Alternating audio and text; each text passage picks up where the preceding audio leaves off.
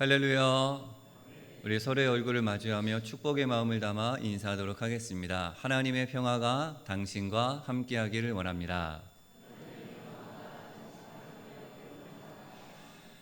자, 오늘은 이 물음으로 말씀을 열어가려고 합니다. PPT를 띄워주시면 좋겠습니다. 여러분 요즘 무엇이 가장 불안한가요? 라는 물음입니다. 다르게 물으면 나를 힘들게 하는 걱정, 근심이 무엇인가? 라는 것이죠. 한번 생각해 보길 원합니다. 여러분, 무엇 때문에 불안해하고 무엇 때문에 걱정에 빠져 있으십니까?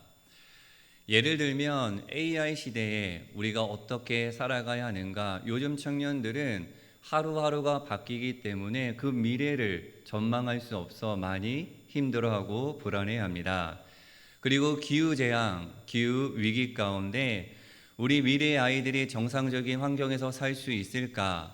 나중에 식량 부족과 같은 어려움이 펼쳐지면 어떻게 되나? 라는 그러한 불안이 있을 수 있습니다.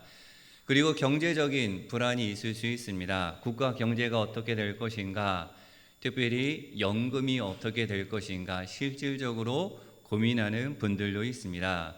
그리고 전쟁과 코로나19와 같은 팬데믹이 우리 앞에 펼쳐진 불안이라고 할 수가 있습니다. 그리고 삶에 밀접하게 연결된 건강, 관계, 안전, 그리고 부모와 자녀가 나의 불안 요소일 수도 있고요. 당장에 해야 할 일이 걱정과 근심으로 다가올 때가 있습니다. 자, 이 중에 왼쪽에 있는 것이 거시적 불안이요, 오른쪽에 있는 것은 미시적 불안이라고 할 수가 있습니다. 이 거시적 불안은 개인의 힘으로는 방향을 바꾸기 힘든 거대한 흐름에서 비롯된 불안입니다. 미시적 불안은 개인적인 영역에서 구체적으로 느끼고 나름 스스로 노력해서 해결해 나아갈 수 있는 그러한 불안입니다. 이처럼 불안은 여러 가지 모습으로 우리 주변에 마치 공기처럼 퍼져 있습니다. 우리가 숨을 마실 때 불안이 영혼 깊은 곳까지 들어와 마음을 힘들게 하고 갉아먹으며 마음을 어렵게 만듭니다. 그래서인지 요즘 사람들이 참 예민한 것 같습니다. 마음은 그렇지 않은데, 본심은 그렇지 않은데 불안한 마음 때문인지 걱정과 근심 때문인지 자기도 모르게 소중한 사람들에게 날카로운 말을 쉽게 내뱉습니다. 그리고 불안은 우리에게 더 많이 가져야 한다, 빨리 앞서 가야 한다, 내 것을 어떻게 해서든지 지켜야 한다, 그래야만 살아남을 수 있다고 이기적인 모습으로 내몰고 있습니다. 더욱 가슴 아픈 것은 여러분 무엇이냐 하면 이러한 불안을 우리는 멈출 수도 없고 완전히 해소할 수도 없다라는 사실입니다.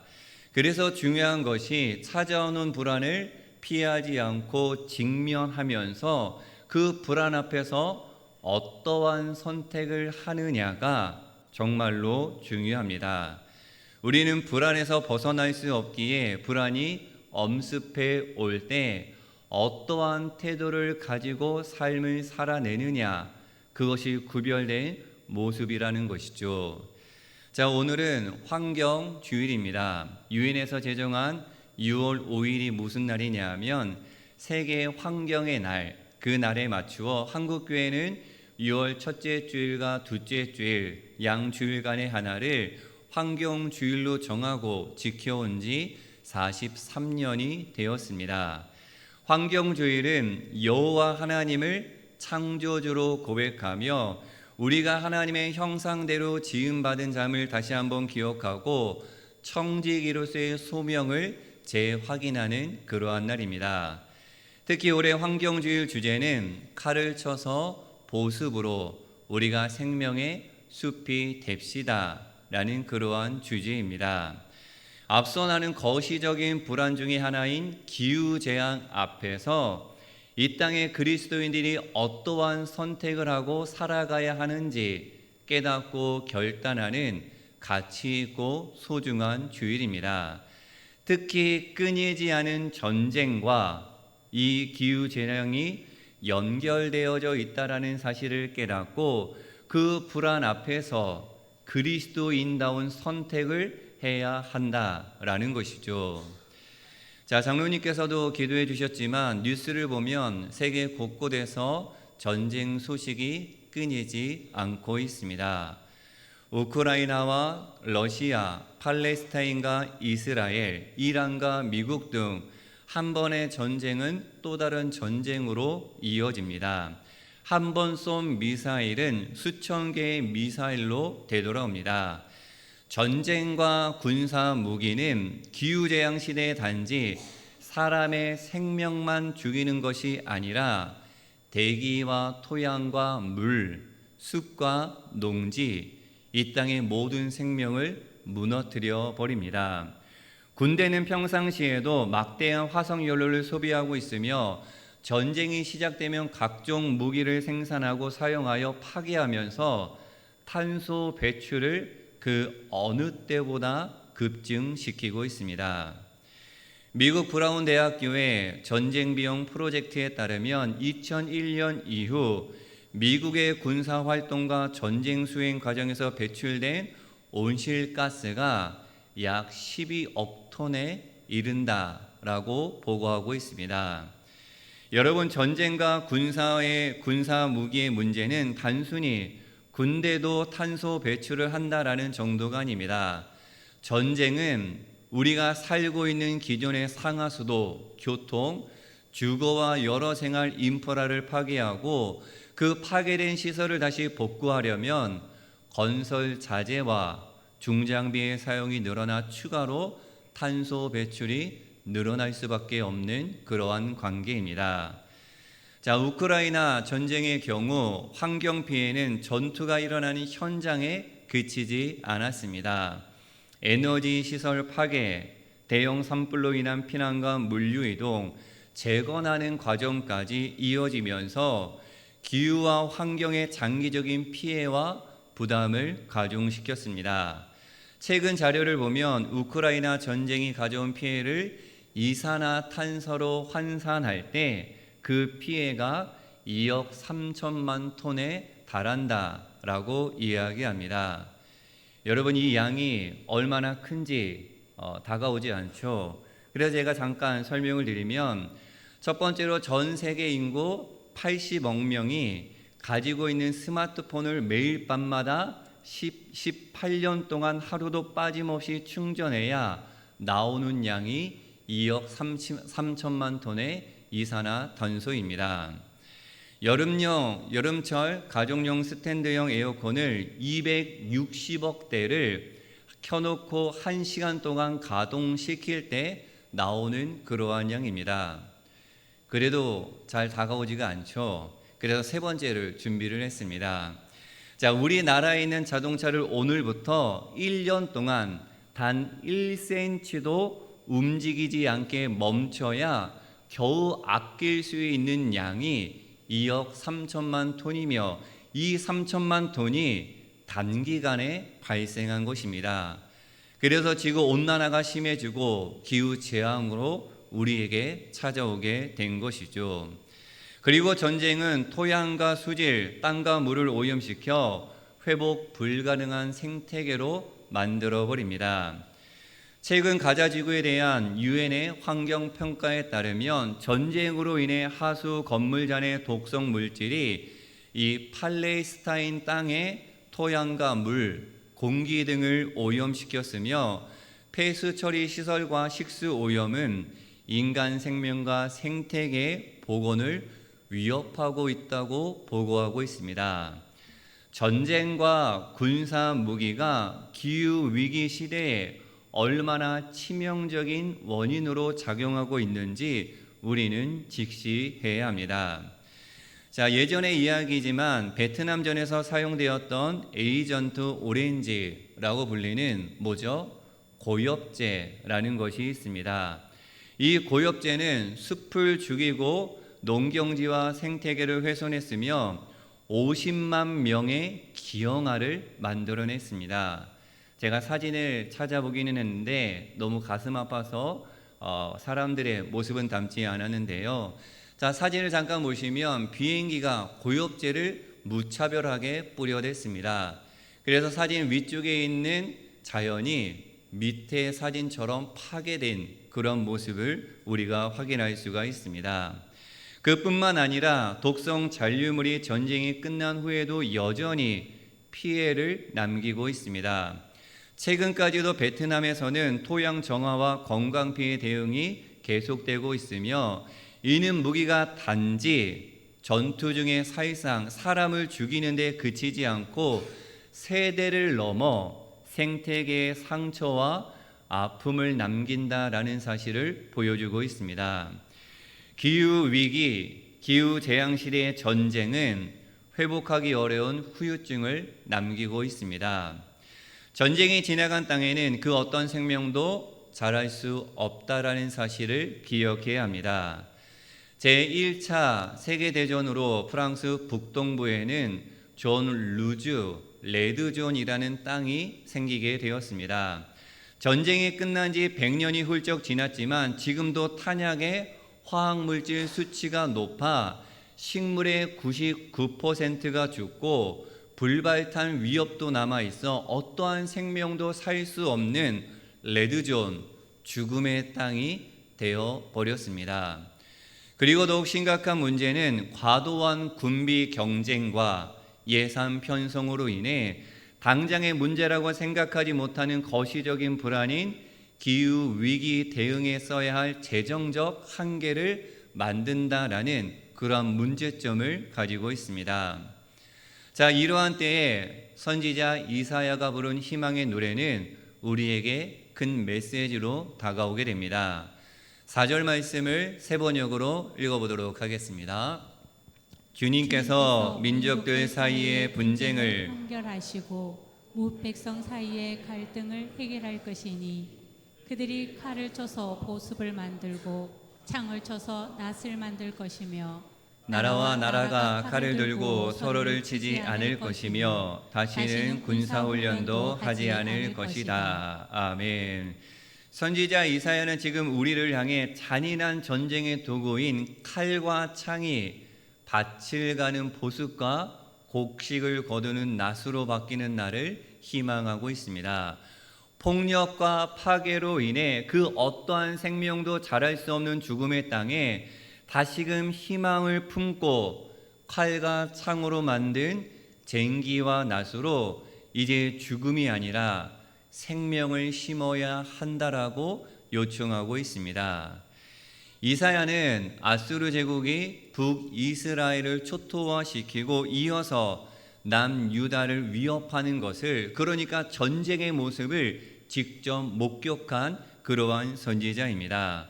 누구보다도 전쟁이 휩쓸고 간 자리가 얼마나 참혹한지 잘 알고 있었던 선지자 이사야였습니다. 당시 전쟁은 이스라엘 민족의 삶을 송두리째 무너뜨려 버렸고 무고한 사람들을 포로로 끌고 갔으며 하나님의 기업인 땅을 붉은 피로 물들였습니다. 산과 숲이 불타고 가축이 발버둥치며 밭의 소산이 짓밟히는 비극한 현장 한가운데 있던 선지자 이사야, 그는 이렇게 선포하고 있습니다. 같이 한번 읽어보겠습니다. 하나님은 폭력과 죽음의 신이 아니라 분쟁을 심판하고 갈등을 조정하시는 분이시다 라고 선포합니다. 한마디로 하나님은 죽음의 하나님이 아니라 살리는 하나님, 생명의 하나님이시다. 전쟁의 하나님이 아니라 평화의 하나님이다 라는 선포입니다.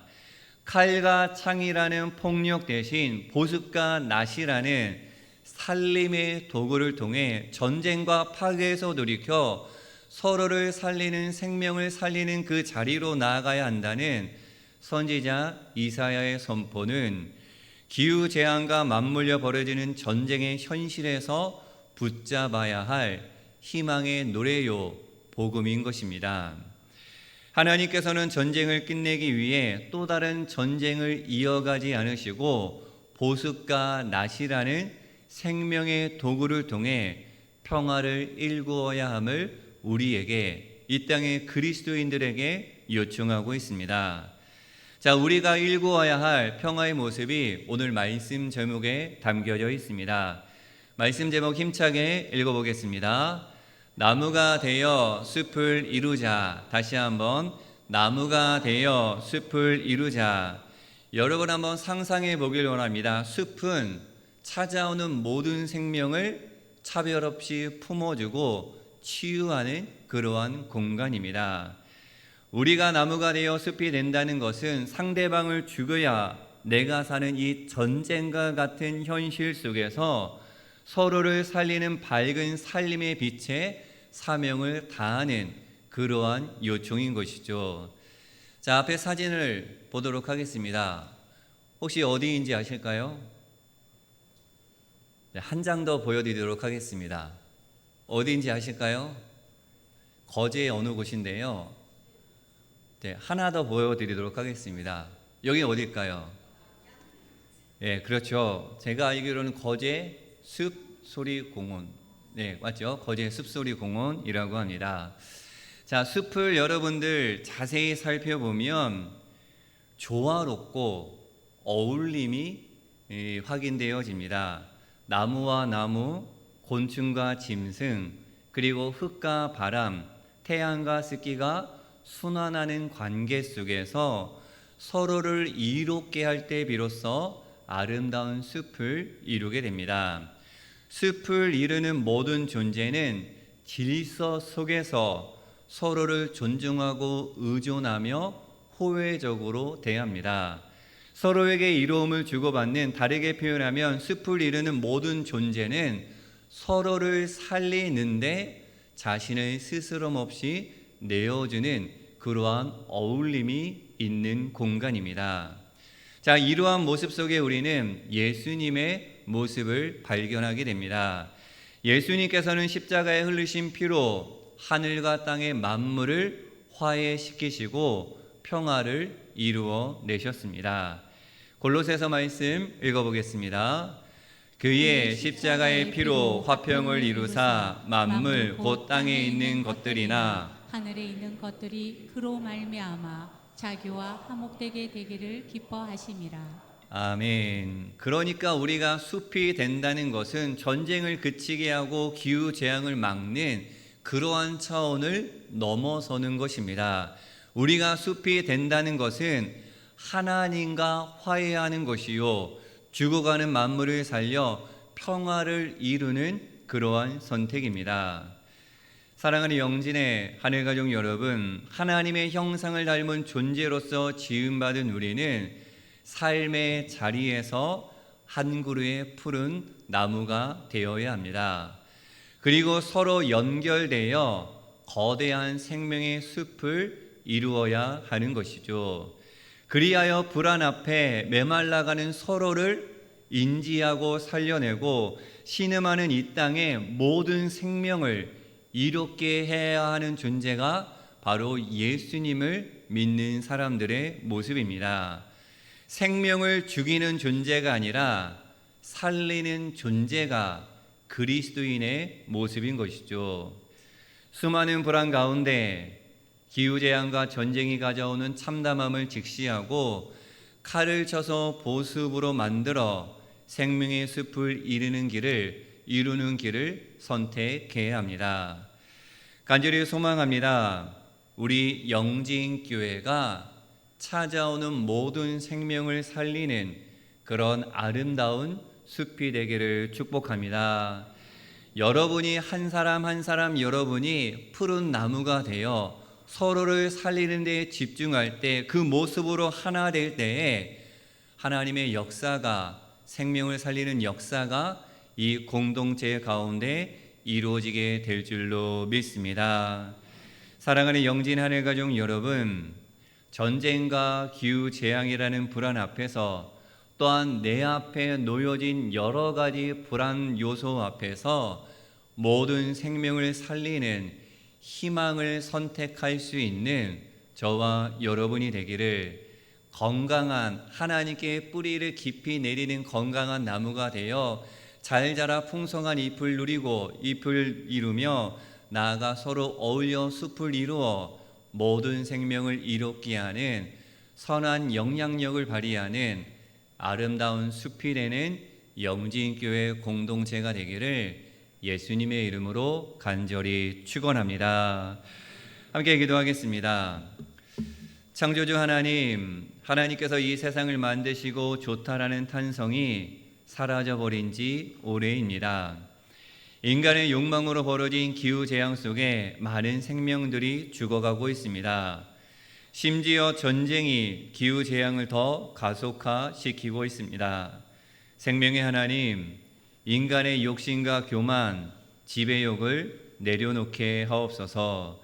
이 땅에 전쟁이 그치고 모두가 평범한 가운데 살만 나는 세상이 되게 하옵소서.